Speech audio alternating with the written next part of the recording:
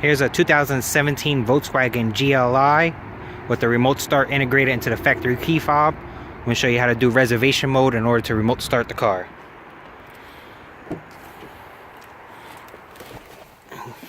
Get into the vehicle, clutch, brake, start the car. Car started. You need to put the emergency brake down, back up, let go of the foot brake, let go of the clutch, exit the vehicle. The vehicle will then shut down.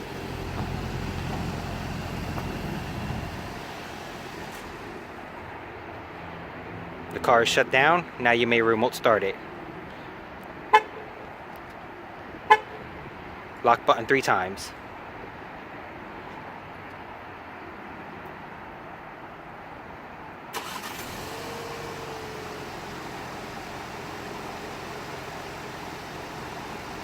Car is started. Thank you for watching.